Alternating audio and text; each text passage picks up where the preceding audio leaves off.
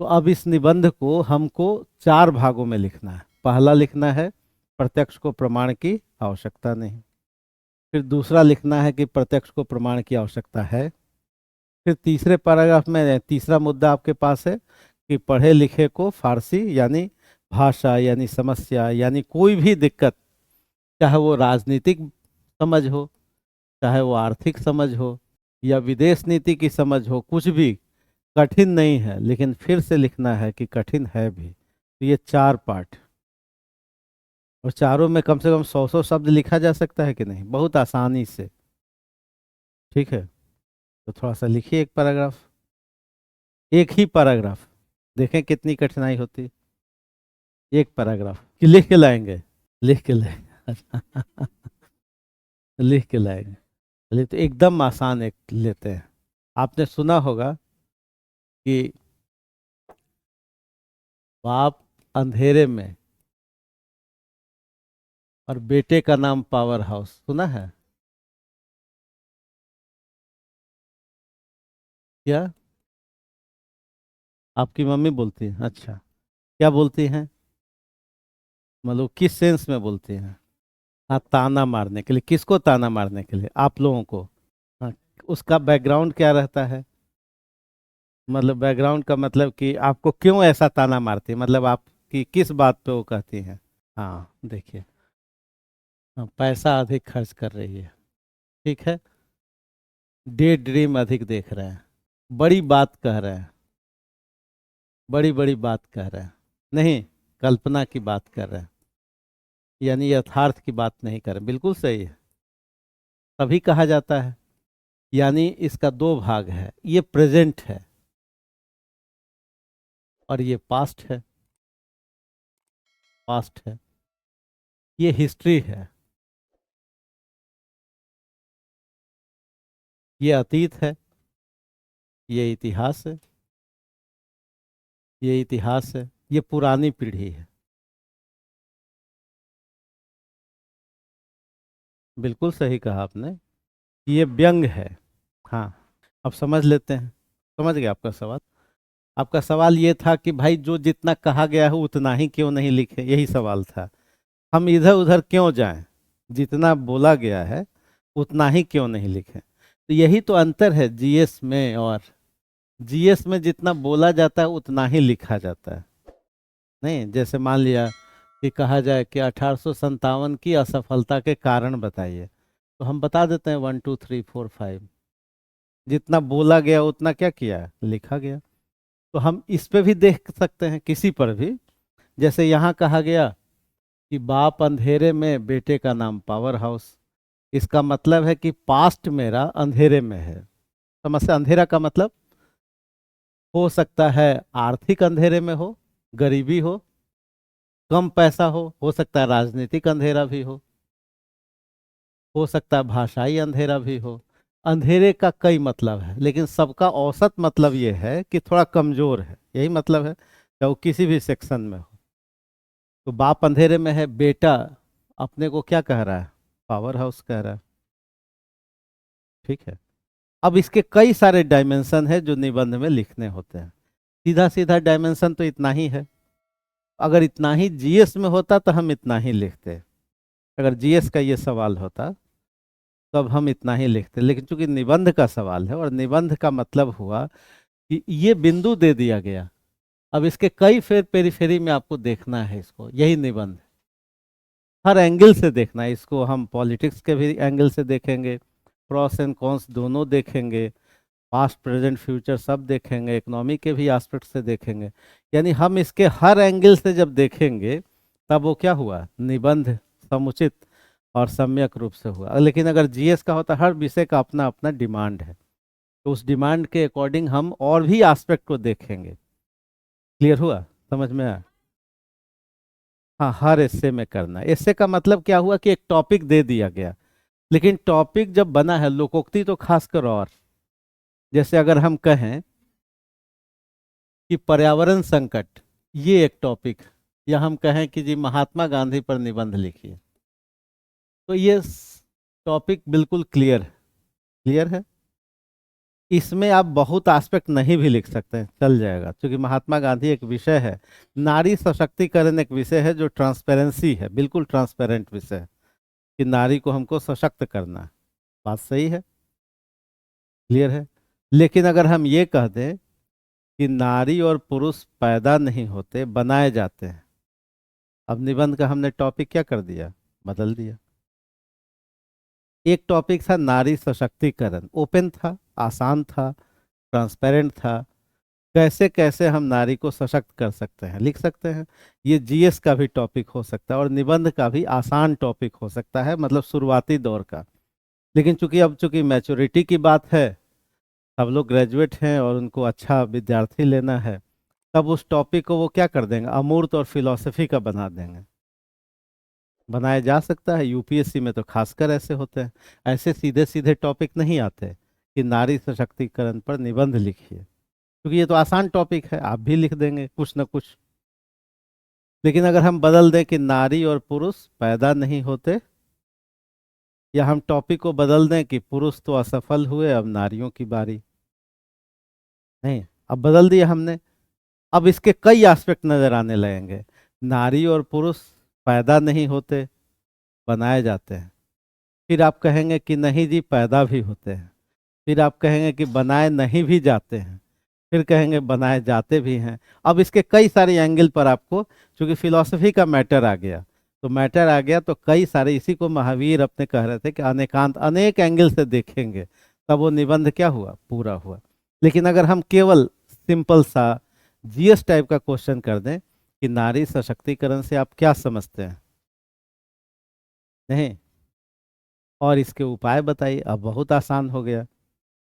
नारी सशक्तिकरण कह दीजिए, स मतलब साथ, शक्ति मतलब पावर, करण मतलब प्रोसेस, और नारी सशक्तिकरण के निम्नलिखित उपाय हैं, एजुकेशन, हेल्थ, पॉइंट में 5-6 पॉइंट कर दीजिए, जीएस का आंसर हमारा क्या हो गया, तैयार।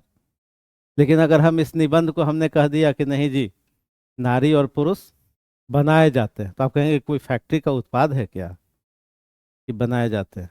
अब इसका मतलब आपको निकालना पड़ेगा, क्लियर हुआ, मतलब निकालना पड़ेगा। अब इसको इतिहास से जोड़ना पड़ेगा कि देखिए, बनाए ऋग्वेद समाज में तो नहीं बनाए जा रहे थे, अब बनाए जा रहे हैं, कैसे फ्यूडल स्ट्रक्चर ने बनाया, कैसे पूंजीवादी सिस्टम ने बनाया, नहीं, अब आपको फिर अब अर्थशास्त्र के तरीके से देखना पड़ेगा। जबकि जीएस का क्वेश्चन होता कि नारी सशक्तिकरण के उपाय बताइए, कितना आसान था, नहीं आसान था कि नहीं। यही अंतर है, कुछ चूंकि मूर्त निबंध है, मूर्त का मतलब क्लियर कट टॉपिक, तो आसान हो गया। लेकिन थोड़ा सा अमूर्त कर दें, अमूर्त मतलब थोड़ा फिलोसफी कर दें, थोड़ा वैचारिक कर दें, थोड़ा उसको हम टफ कर दें, तो फिर क्या हो गया ना।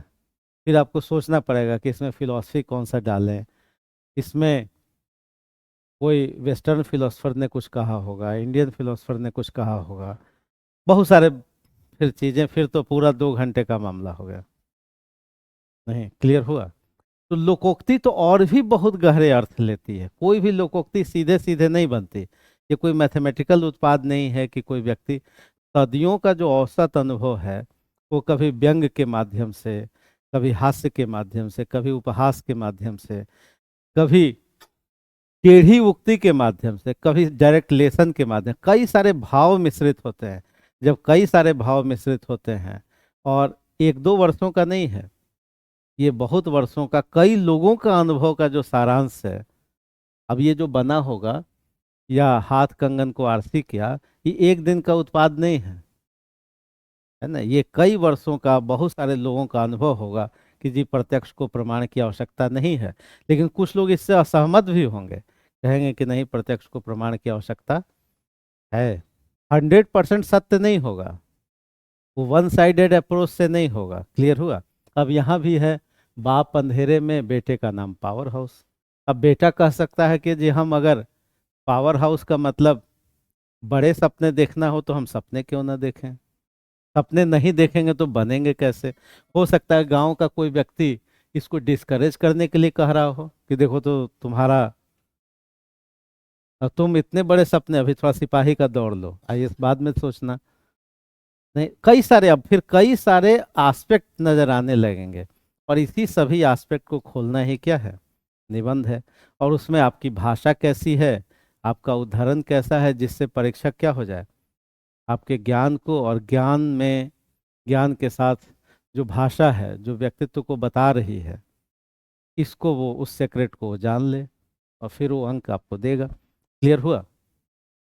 10वीं तक बहुत आसान आसान टॉपिक थे, निबंध के होते हैं टॉपिक। जैसे कोई कह दे कि सोशल मीडिया पर निबंध लिखिए, पर्यावरण संकट पर निबंध लिखिए, दीपावली पर निबंध लिखा, ऐसे आते थे।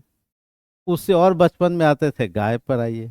नहीं, तो जैसे छोटे थे, तो छोटे से जब बड़े और बड़े होइएगा तो और कठिन निबंध और वैचारिक निबंध होंगे। नहीं, जैसे हम कहें कि जब शब्द और अर्थ बोलता है तो सत्य मौन हो जाता है। अब आपको सोचना पड़ेगा, सोचना पड़ेगा कि नहीं। अब शब्द का मतलब क्या है, और शब्द बोलता है तो अर्थ कैसे मौन हो जाएगा। अब आपको सीधे सीधे ये जीएस का आंसर नहीं। जी, इसलिए जीएस बहुत आसान होता है, फैक्ट है, बता देना है, सीधे सीधे बता देना है। असहयोग आंदोलन क्या था, नहीं, जीडीपी बता देना है। तो जीएस में इसलिए कहा जाता है कि जीएस में तो एक हफ्ता में एक टॉपिक खत्म हो गया, और फिर एक टॉपिक ऐसा खत्म हुआ कि आप तुरंत जूनियर को पढ़ा सकते हैं। आप तुरंत क्या कर सकते हैं, अपना ज्ञान को आप ट्रांसफर कर सकते हैं। लेकिन चूंकि भाषा की तैयारी में थोड़ा समय लगता है, इसलिए जीएस से ज़्यादा कठिन था ऑप्शनल, और ऑप्शनल से भी ज़्यादा कठिन है निबंध। हाँ, इसलिए निबंध को, गद्य को कहा जाता है कि साहित्य की कसौटी गद्य है, और गद्य की कसौटी निबंध है। तो निबंध सबसे, चूंकि निबंध में कई सारे भाव रहते हैं, लिखने की आपकी भाषा भी हो, ठीक है, तो इसलिए हम कई सारे आसम। क्लियर हुआ? तो चलिए इसमें देखते हैं। बाप अंधेरे में, बेटे का नाम पावर हाउस। बेटा बहुत बहुत बात कह रहा है, ये प्रेजेंट है, और पास्ट को भूले हुए है, पास्ट की समस्या को भूल गया है। इसी को दूसरे तरीके से भी कहा जा सकता है, और भी इससे मिलता जुलता निबंध है। वो है, सुना होगा आपने, व्यंग से। और उन्होंने सही कहा कि मम्मी बोलती हैं, बोलती हैं। अब उन्होंने संदर्भ भी बता दिया कि भाई मम्मी ऐसा क्यों बोलती हैं, क्योंकि हम, हो सकता है कुछ बड़ी बात कहते हों, हो सकता है अपना एक्चुअल कंडीशन नहीं देखते हों, यानी हम कहाँ हैं और कहाँ बोल रहे हैं, इन दोनों में कोई समानुपात नजर नहीं आता हो। एक आंखें यथार्थ की हैं, ये आंखें यथार्थ की हैं, अनुभव की हैं। जब मम्मी बोलती हैं तो ये अनुभव की आंख है, और हमारी आंखें अभी कल्पना की हैं। एज डिफरेंस भी है, गैप भी है। हम जो सोचते, हो सकता है कि ये जनरेशन गैप भी है, कि भाई ये जो पीढ़ी सोच रही है या जो कर रही है, तो इसने एक अपना अनुभव देखा है, उस अनुभव के धरातल पर उन्होंने कहा कि भाई तुम भी कैसे रहो, उस चीज को समझो। यही बात हो रही है, तो इस लोकोक्ति में भी वही बात हो रही है। ये जो है, ठीक उसी तरह से इसको हम बदल दें, जो आपने सुना भी होगा, माई चले गली गली, और बेटे का नाम बाहुबली। नहीं, सेम निबंध है। माई चले गली गली मतलब समस्याओं के साथ, गली गली का मतलब क्या हुआ, प्रॉब्लम से जुड़ा हुआ, और बेटे का नाम बाहुबली। ठीक है, इसी को कुछ और हम बदल दें कि बाप काटे घोड़ा का घास, घोड़ा का घास, और बेटे का नाम दुर्गा दास। ठीक है, बाप काटे घोड़ा का घास, और बेटे का नाम दुर्गा दास। ये तीनों एक ही जैसा है, एक ही भाव है। ये वाला निबंध, ये जो लोकोक्ति है, ये मैला आंचल में रेणु ने भी प्रयोग की। जब मैला आंचल किताब पढ़ेंगे तो उसमें रेणु जी भी लिखते हैं इस लोकोक्ति को, बाप काटे घोड़ा का घास और बेटे का नाम दुर्गा दास। इसका मतलब ये है कि ये जो प्रेजेंट पीढ़ी है, वो अपने अतीत के प्रॉब्लम को, उसके प्रॉस एंड कॉन्स को कम समझ रही है। यही बात है। लेकिन इतना कहने से तो मेरा 800 पूरा नहीं हो जाता है। ये तो समझने के लिए था, इतना तो बेसिक समझ की बात। अब इस पे हमको लिखना है एक पूरा निबंध। तो पूरा निबंध लिखना है तो हम इतिहास के आईनों में भी देखेंगे इसको, अर्थशास्त्र के भी आईनों में देखेंगे, पॉलिटिकल साइंस के भी आईने में देखेंगे। तब जाके हमारा निबंध क्या होगा, विदेश नीति के भी संदर्भ में देखेंगे, एक इंडिविजुअल के भी संदर्भ में देखेंगे, एक सोसाइटी के भी संदर्भ में देखेंगे, एक ग्रामीण समाज को यूनिट माने उसके संदर्भ में भी देखेंगे। और भारत भी तो एक यूनिट है, भारत को ही एक व्यक्ति माने, एक यूनिट माने। नहीं, जैसे भारत सपना देखता है 5 ट्रिलियन इकोनॉमी का, पावर हाउस बन जाएंगे। नहीं, अगर भारत को हम इंडिविजुअल एंटिटी माने, एक माने, तो एक माने तो हमारा सपना क्या है कि विश्व गुरु बनेंगे, 5 ट्रिलियन इकोनॉमी हो जाएंगे। और अतीत क्या कह रहा है, अतीत कह रहा है कि अमीरी गरीबी का अंतर बढ़ता जा रहा है। अतीत ये कह रहा है कि हम 90 करोड़ को 5 केजी अनाज पर रखे हुए हैं। अतीत ये कह रहा है कि जीडीपी का 2.5% हम एजुकेशन पे खर्च कर रहे हैं। अतीत ये कह रहा है कि हेल्थ सिस्टम हमारा कुपोषण कितना बढ़ता जा रहा है। अतीत ये कह रहा है, अतीत मतलब बाप माई जो भी है, नहीं, ये कह रहा है कि भाई बेरोजगारी इतनी, कुपोषण इतना, कोई एजुकेशनल इंस्टीट्यूशन हमारा पैरामीटर में नहीं है। तो फिर कैसे हो जाएंगे ये? नहीं, तो एक इंडिविजुअल के सेंस में भी है। एक गांव कहे कि जी हम विकसित गांव बन जाएंगे, तो गांव को बदलना होगा अपना कैरेक्टर, यानी इस प्रेजेंट को समझना होगा, इसके प्रोस एंड कॉन्स को। अब जरा हम फ्रीडम स्ट्रगल में आए, राष्ट्रीय इतिहास के आईने में जाने। जो इतिहास के आईने में 19वीं 20वीं सदी हमारा जो है राष्ट्रीय आंदोलन का जो चेहरा है, उसमें हमने देखा है अतीत को, तब जाके हम आजाद हुए हैं। आखिर दयानंद सरस्वती ने वेदों की ओर लौटो क्यों कहा था? क्यों नहीं वहीं से आंदोलन की शुरुआत करते, हमको पीछे से क्या लेना देना? कह सकता था कोई, भाई हमको आगे आजादी लेनी है तो वेदों की तरफ क्यों जाएं? बताइए, हमको आगे प्रोसीड करना है। नहीं, 19वीं सदी में हमको फिर 20वीं सदी में जाना है। अभी हम 2025 में, हमको 2028 में जाना है। तो हम 1990 को क्यों देखें, 1947 को क्यों देखें, मध्यकाल को क्यों देखें? कोई वजह बताइए। हमको आगे बढ़ना है तो हम मदर फादर को, पूरे परिवेश को, बैकग्राउंड को क्यों देखें? हाँ, कहा जाता है कि जो अतीत को भूल जाता है, इतिहास को भूल जाता है, वो न वर्तमान को सुरक्षित रख पाएगा न भविष्य की सुरक्षा कर पाएगा। ठीक है, वेदों की ओर लौटो इसलिए कहा गया कि जो अंग्रेज कह रहे थे व्हाइट मैंस बर्डन थ्योरी, वो कह रहे थे कि जी हम सभ्य हैं। दयानंद सरस्वती ने कहा कि नहीं, ऋग्वेद पे जाओ, देखो कि कौन सभ्य है। नहीं, उसी समय सिंधु सभ्यता का शुरुआत हो रहा था, खुदाई चल रही थी, और अंग्रेजों को लगा करे यहाँ तो नगरीय सभ्यता थी, और वो कह रहे थे जी हम सभ्य हैं। और वही वो दौर था जब खुदाई हो रही थी। ठीक है, और लोगों को पता चला कि भारत में तो नगरीय सभ्यता थी इतनी पुरानी, फिलॉसफी हमारी कितनी थी उच्च, हाई कितना फिलॉसफी था।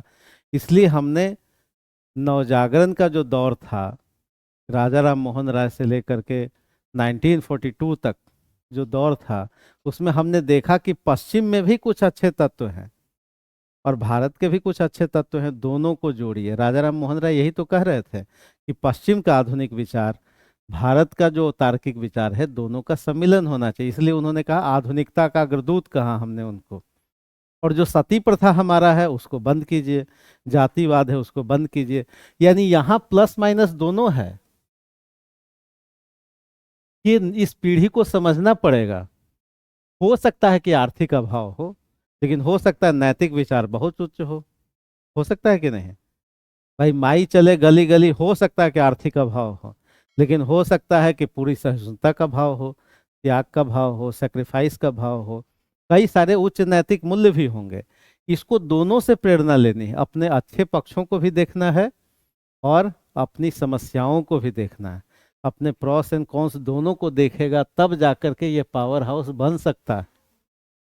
लेकिन अगर इसको भूल जाए तो पावर हाउस कहना केवल कपोल कल्पना हो जाएगी। यानी ये जब तक अपने अतीत को नहीं देखेगा, अतीत की प्रज्ञा से जुड़ेगा नहीं, समस्याओं से नहीं जुड़ेगा, उसकी संभावनाओं से नहीं जुड़ेगा, उसकी भावनाओं से नहीं जुड़ेगा, उससे प्रेरणा नहीं लेगा, ऊर्जा नहीं लेगा, तब तक वो जो नई पीढ़ी है वो क्या है, विखंडित रहेगी, है ना। और सरल भाषा में समझिए, पतंग तो उड़ाते हुए देखा है नहीं?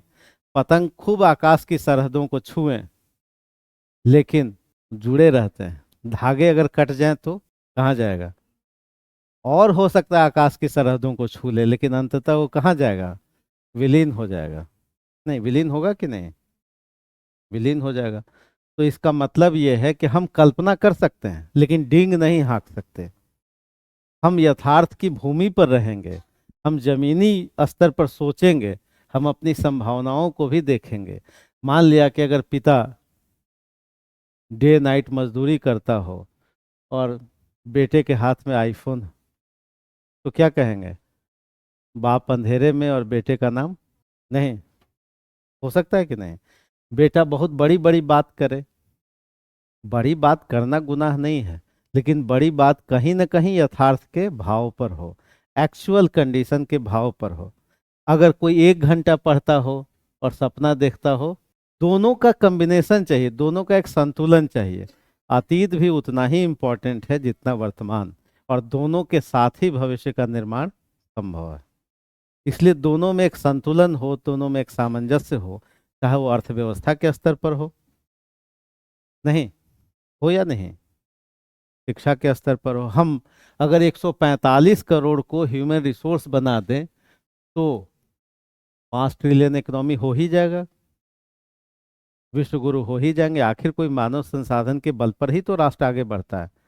कहा गया कि राष्ट्र का निर्माण तो कक्षाओं में होता है। अगर हम कक्षाओं को जीवंत कर दें, नहीं, आज क्या है कक्षाओं की हालत, बताइए। आज क्या है हालत? 1917 में पटना विश्वविद्यालय की स्थापना हुई। 1950 का दशक, 60 का दशक, 70 का दशक, उस समय आज से 50 वर्ष पहले जो साइंस कॉलेज की हालत थी वो कितनी अच्छी थी। साइंस कॉलेज में कोई एडमिशन लेता था तो गार्जियन सेटिस्फाइड हो जाता था कि मेरा लड़का कुछ ना कुछ करेगा, बेरोजगार नहीं रहेगा, केवल एडमिशन लेने से। इंटर में एडमिशन लिया तो गार्जियन क्या हो जाता था? गदगद। पटना कॉलेज में लेता था कब? 50, 60, 70, 80 का दशक याद कीजिए, कितना गौरवमयी इतिहास है। और आज का इतिहास 2025 में है। ये बढ़ना चाहिए, घटना चाहिए? बढ़ा के घटा? बताइए, इन 50 सालों में हमने क्या कर दिया। उसी के बगल में बिहार कॉलेज ऑफ इंजीनियरिंग है, जिसको अब एनआईटी कहते हैं। गांधी मैदान से परिवहन की सुविधा नहीं थी। गांधी मैदान से कोई बच्चा टी लेकर के आता होगा इंजीनियरिंग कॉलेज में पैदल, तो अगल बगल के लोग आशा से देखते होंगे बड़ा इंजीनियर बनेगा, नहीं। और आज क्या स्थिति है? व्यंग से कहा जाता है कि 4 पत्थर उछालो, एक पत्थर इंजीनियर के सिर पर गिरेगा। नहीं, आंख मूंद के फेंको। है कि नहीं? आज हमने क्या बना दिया। और इसके बाद अगर हम कहें कि जी हम विश्व गुरु बनेंगे, तो लोग क्या कहेगा कि बाप अंधेरे में और बेटे का नाम पावर हाउस। यानी इसमें व्यंग है, इसमें विरोध है, इसमें वक्रोक्ति है, इसमें संदेश भी छिपा हुआ है, इसमें लेसन भी छुपा हुआ है, इसमें दर्द भी छिपा है, इसमें वेदना भी छिपी हुई है। कई सारे भाव मिश्रित होकर के ये लोकोक्ति का निर्माण हुआ है। चाहे वो हेल्थ सेक्टर का मामला हो, हेल्थ सेक्टर में भी आप कहीं जाइए देखिए कितना हम लोग प्रोग्रेस कर पाए, एजुकेशनल इंस्टीट्यूशन में कितना प्रोग्रेस कर पाए, बेरोजगारी क्या घटा पाए हैं, अमीरी और गरीबी का अंतर क्या घटा पाए हैं, क्या पॉलिटिकल अवेयरनेस बढ़ा पाए हैं, क्या संविधान का कानून मतलब हम संविधान का पाठ पढ़ा पाए हैं लोगों को? नहीं पढ़ा पाए हैं। तो एक ऐसी खंडित पीढ़ी निर्मित हो रही है जिसको ना अपना अतीत पता है, ना वर्तमान का बोध है, तो भविष्य निर्मित कैसे होगा? तो ये इंडिविजुअल के भी सेंस में है, ग्रामीण समाज को एक इकाई माने उसके सेंस में भी है, पूरे भारत के भी अर्थव्यवस्था के सेंस में। क्लियर हुआ? समझ में आया? थोड़ा सा लिख सकते हैं? ये तो आसान था, नहीं आसान था? तो थोड़ा सा लिखिए, लिखिए लिखा, उसको आप लोग बढ़ाइएगा। इसमें कोई सवाल हो तो पूछिए, कोई प्रश्न है? जो भी पीढ़ी अपने अतीत को भूल गई, जैसे देखिए पाकिस्तान का निर्माण कैसे हुआ, किस ग्राउंड पे हुआ, आज की हालात क्या है, ठीक है? हमारा जो इतिहास है, धार्मिक सहिष्णुता का इतिहास है, समन्वय का है, संतुलन का है, प्रोग्रेस का है, रीजनिंग का है। लेकिन इसके साथ साथ कुछ समस्याएं भी रही, जैसे जातिवाद रहा, छुआछूत रहा, भेदभाव रहा, नारियों को हमने कम अधिकार दिए, लिंग भेद रहा, सती प्रथा रही, बहुविवाह रहा, बहुत सारी समस्याएं भी रही। लेकिन फिलॉसफी के क्षेत्र में हम बहुत आगे रहे, पर्यावरण प्रेमी रहे, पर्यावरण के साथ विकास की बात की हमने, मंत्रों में भी शांति की बात की, वायु शांति, अंतरिक्ष शांति, जल शांति, सब कुछ। यानी हम सतत विकास और समावेशी विकास की चिंता करते रहे। तो कई क्षेत्रों में हम बहुत आगे रहे, हम विश्व बंधुत्व की बात करते रहे, हम अतिथि देवों को अपनाते रहे, हम ज्वाइंट सिस्टम की बात करते रहे। हम एक ऐसे व्यक्ति की, भाई सावित्री सत्यवान के लिए यमराज से जूझ जाती है, ये पश्चिम का मामला नहीं है। गांधारी तो पट्टी ही लगा लेती है, पति अगर नहीं देख पा रहे हैं तो इतना सेक्रीफाइस है। फादर इतना सेक्रीफाइस करता है बच्चे के लिए, बच्चा सेक्रीफाइस करता है। ये भाव पश्चिम में नहीं है, बहुत उन्नत और वैचारिक भाव है, लेकिन ये पॉजिटिव है, लेकिन कहीं नेगेटिव भी है समाज के रूप में। जैसे हमने लिंग भेद के स्तर पर हमने क्या रहा, हमारा बहुत रीजनिंग वाला दृष्टिकोण नहीं रहा। फ्यूडल सोसाइटी में, पुरुषवादी व्यवस्था में हम भूल गए कि नारियों के भी कुछ अधिकार हैं, मानव के भी कुछ अधिकार हैं। छुआछूत, एक साथ हम खा नहीं सकते, ये सब कुछ समस्याएं थी। बाबर जब आया लोग आक्रमण करने बाहर से, तो एक बार की घटना है कि बाबर के पास सेनाएं बहुत कम थी और हमारी सेनाएं बड़ी थीं। बाबर हताश कि भाई कैसे जीतेंगे, बोला कि कल तो हम लौट जाएंगे, आज रात में स्टे करते हैं। जब रात में स्टे किया तो देखा कि कई जगह आग जल रहे हैं, उसके कैंप में भी आग जलाया गया खाना के लिए, खाना बनाने के लिए। तो बाबर ने पूछा कि ये जो दुश्मन की का कैंप है उसमें अलग अलग क्यों आग जल रहा है? तो पता चला कि अलग अलग खाना बन रहा है, कि सब लोग एक साथ नहीं खाते। तो बाबर ने कहा कि भाई जो एक साथ खा ही नहीं सकते वो एक साथ लड़ेंगे कैसे? और फिर उसने अपना निर्णय बदल दिया और भारत का इतिहास भी बदल गया। तो कहने का मतलब ये है कि जो राष्ट्र एक साथ खा नहीं सकता, इतनी छुआछूत की व्यवस्था, जातिगत संरचना इतनी गहरी हो, वो राष्ट्र कैसे विश्वगुरु बनेगा? वो कैसे युवाओं का भारत, युवा आबादी को कैसे रचनात्मक यूज कर पाएगा? ठीक है, तो बहुत सारी समस्याएं रही। हमारे यहाँ जयचंद लोगों की भी परंपरा रही, कवियों ने लिखा भी, होके जयचंद हमने खोल ही दिया हिंद का द्वार। तो जयचंद और मिर्जाफरों का भी इतिहास रहा। जब अंग्रेजी व्यवस्था थी तो जमींदारी सिस्टम में कुछ जमींदार राष्ट्रीय आंदोलन में लगे रहते थे और दिखाने के लिए जेल भी चले जाते थे, और दूसरी तरफ अंग्रेजों की भी जी हुजूरी करते रहते थे। ये जो द्वैध चरित्र था जमींदारी सिस्टम का, उसको रचनाकारों ने लिखा है कि भाई अगर इस तरह का इतिहास है तो हमको समझने की जरूरत है।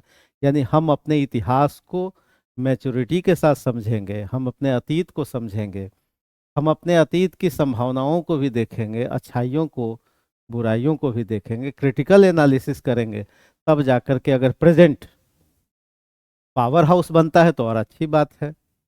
नहीं, लेकिन अगर बिना पास्ट को देखे, बिना पास्ट का एनालिसिस किए प्रेजेंट अगर कह रहा है कि जी हम तो पावर हाउस बनेंगे, इसका मतलब है कि वो व्यक्तित्व कैसा है? खंडित है, विरोधाभासी है, बढ़ चढ़ के बात कर रहा है, कपोल कल्पित है, या वो डे ड्रीम में जी रहा है। यही लोकोक्ति कह रही है। समझ में आ गया कि नहीं आया? आ गया? लिख सकते हैं एक पैराग्राफ? लिखने में दिक्कत आएगी? लिखिए एक पैराग्राफ, एक दो पैराग्राफ। बिल्कुल सही है। लिखवाएं। लिखिए, राष्ट्र कवि मैथिली शरण गुप्त, राष्ट्र कवि मैथिली शरण गुप्त, राष्ट्र कवि मैथिली शरण गुप्त का विचार है, का विचार है कि राष्ट्र कवि मैथिली शरण गुप्त का विचार है कि जो संस्कृति जो संस्कृति जो संस्कृति अपने अतीत की सीमाओं और संभावनाओं को जो संस्कृति अपने अतीत की सीमाओं और संभावनाओं का तार्किक मूल्यांकन नहीं करती, अतीत की सीमाओं और संभावनाओं का तार्किक मूल्यांकन नहीं करती है, वह न वर्तमान को सुरक्षित रख सकती है, वह न वर्तमान को सुरक्षित रख सकती है और न भविष्य का प्रबंधन कर सकती है, और न भविष्य का प्रबंधन कर सकती है, और न भविष्य का प्रबंधन कर सकती है। पूर्ण विराम। अपनी लोकप्रिय रचना भारत भारती में गुप्त जी लिखते हैं, अपनी लोकप्रिय रचना भारत भारती,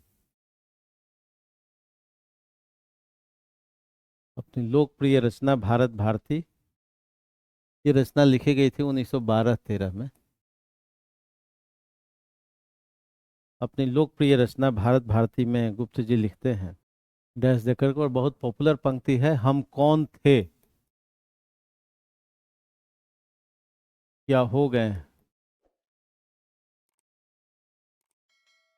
और क्या होंगे अभी। ये मैथिली शरण गुप्त का अभी तो लिखवाया, उनकी किताब का नाम है भारत भारती, उसी में से।